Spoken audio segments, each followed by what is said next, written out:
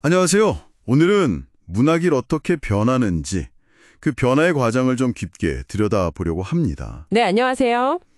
보내주신 자료를 보니까 상관적 사유라는 관점에서 주체, 장, 인풋, 아웃풋, 패턴이라는 툴로 분석하는 게 아주 흥미로웠어요. 네, 그 틀이 문학의 변화를 좀 더 입체적으로 이해하는 데 도움이 될 수 있을 것 같아요. 그렇죠.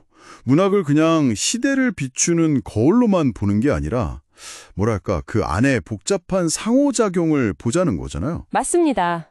작가, 독자, 또 작품을 둘러싼 환경, 이런 것들이 어떻게 얽혀서 변화를 만드는지 보는 거죠. 그리고 문학이 또 미래를 비추는 램프 역할도 한다. 뭐 이런 관점도 있는 것 같고요. 네, 새로운 가능성을 제시하는 측면도 중요하죠. 자, 그럼 하나씩 좀 풀어볼까요? 먼저 주체부터 시작해보죠.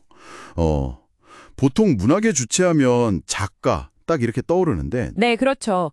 근데 이 분석 틀에서는 주체를 좀 더 넓게 봐요. 세 가지 층위로 나눠볼 수 있는데요. 세 가지나요? 네. 첫째는 당연히 작가입니다. 작가는 그 시대의 사회문화적 환경, 그러니까 장 속에서 활동하죠. 개인적인 경험이나 사상 같은 여러 인풋에 반응해서 작품이라는 아웃풋을 만들어내는 아주 능동적인 행위자예요.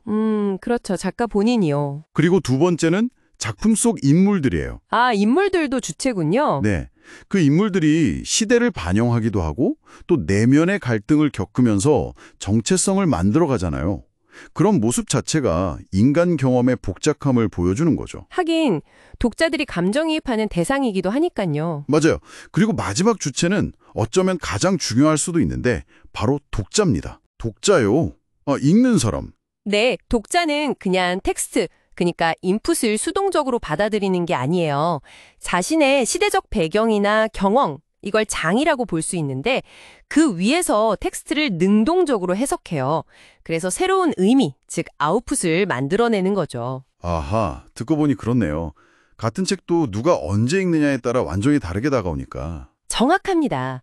그리고 이 모든 주체들, 그러니까 작가, 인물, 독자의 정체성이라는 게 딱 고정된 게 아니에요. 계속 관계 속에서 변하고 만들어진다는 거. 이게 상관적 관점의 핵심 중 하나입니다. 굉장히 유기적인 느낌이네요. 그럼 이 주체들이 활동하는 무대, 장이라는 개념은 구체적으로 뭔가요? 문학계 이런 건가요? 네, 비슷해요. 장은 문학 작품이 만들어지고 퍼지고 또 평가받고 읽히는 그런 모든 과정이 일어나는 시스템. 일종의 문학 생태계라고 보시면 돼요. 생태계요? 네, 여기에는 작가나 비평가, 출판사, 독자 같은 행위자들도 물론 있고요. 근데 그것뿐만 아니라 출판 시스템이라든지 문학상 같은 제도, 아니면 특정 장르의 규칙이나 미적 기준 같은 거 있잖아요. 그런 암묵적인 룰 같은 것도 다 포함돼요. 아, 뭔가 보이지 않는 힘 같은 거네요. 그렇죠. 뭐랄까, 스포츠 리그 같은 걸 생각해 보시면 쉬워요. 선수와 작가, 심판, 비평가, 구단, 출판사, 경기 규칙, 장르 관습이 다 있고 그 안에서 명성이나 인정 같은 상징적 자본을 얻으려고 서로 경쟁하기도 하고요. 와, 스포츠 리그 비유 좋네요. 확 와닿는데요. 네. 그리고 이 장이라는 건 고정된 게 아니라 정치나 경제, 기술 같은 외부 환경과 계속 영향을 주고받으면서 변해요. 그렇군요. 자, 그럼 이 생태계를 움직이는 에너지랄까? 그런 인풋과 그 결과물, 아웃풋은 뭘까요? 인풋은 아까 잠깐 나왔듯이 작가의 경험이나 사회적 사건 같은 거겠죠. 맞아요. 인풋은 정말 다양해요. 작가의 아주 개인적인 경험부터 시작해서 전쟁이나 어떤 사회운동 같은 큰 역사적 사건들, 아니면 새로운 철학 사상 혹은 기술 발전, 인터넷 등장 같은 거요. 아, 기술 발전도 인풋이 될 수 있군요. 그럼요. 그리고 심지어 문학 내부의 요소들, 예를 들어 먼저 나온 다른 작품들이나 비평 같은 것도 아주 강력한 인풋이 될 수 있죠. 그렇겠네요. 그럼 아웃풋은요? 당연히 작품 자체일 텐데. 네, 물론 문학 텍스트 자체가 가장 기본적인 아웃풋이죠. 근데 거기서 그치지 않아요. 그 작품이 독자에게 주는 어떤 미적인 감동이나 정서적인 울림, 아니면 지적인 자극 같은 효과들. 아, 독자의 반응까지 포함해서요. 네. 그리고 더 나아가서 사회 문제에 대한 인식을 바꾸거나 심지어 우리 언어 자체의 발전에 영향을 미치는 것까지 이 모든 사회문화적 영향력이 다 아웃풋이라고 볼 수 있어요. 와, 굉장히 넓은 개념이네요. 근데 여기서 중요한 건 인풋이 그대로 아웃풋이 되는 게 아니라는 거죠. 바로 그 점입니다. 인풋이 주체와 장을 거치면서 복잡하게 변형되고 상호작용하는 거예요. 단순한 원인-결과 관계가 아니라요. 그러니까 같은 사건, 인풋이라도 어떤 작가, 주체가 어떤 문단, 장 분위기 속에서 쓰느냐에 따라 전혀 다른 작품, 아웃풋이 나온다는 거죠. 정확해요. 그리고 그 아웃풋은 다시 새로운 인풋이 되어서 순환하는 거죠.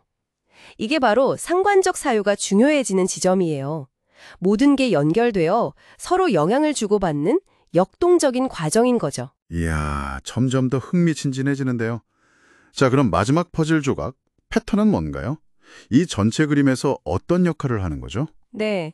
패턴은 말 그대로 문학 작품들이나 문학사 안에서 반복적으로 나타나는 어떤 경향성, 형식, 주제 같은 걸 말해요. 예를 들면요.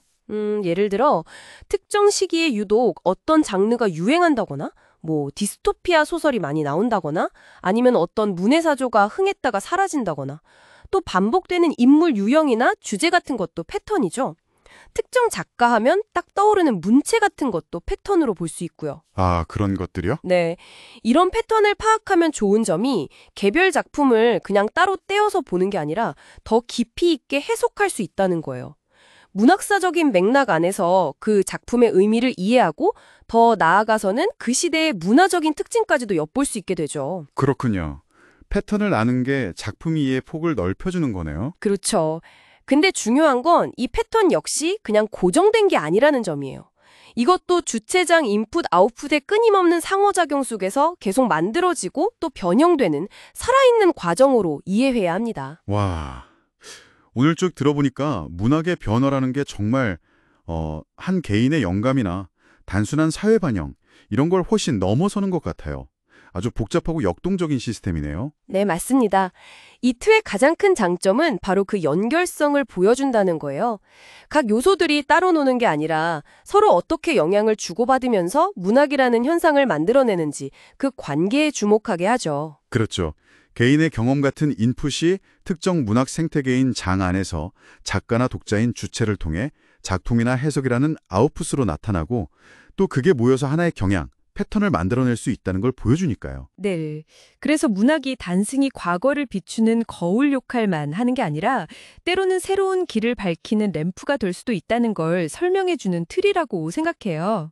청취자 여러분도 혹시 요즘 관심 있게 보시는 문학 작품이나 트렌드가 있다면 오늘 저희가 이야기 나눈 이 주체, 장, 인풋, 아웃풋, 패턴 툴을 한번 적용해 보시면 어떨까요? 네, 재미있는 시도가 될 것 같아요. 아마 익숙했던 작품이라도 그 안의 주체는 누구인지, 어떤 장속에서 나왔는지, 또 어떤 인풋과 아웃풋이 있는지, 혹시 발견되는 패턴은 없는지 생각해보면 전혀 새롭게 보일 수도 있을 겁니다.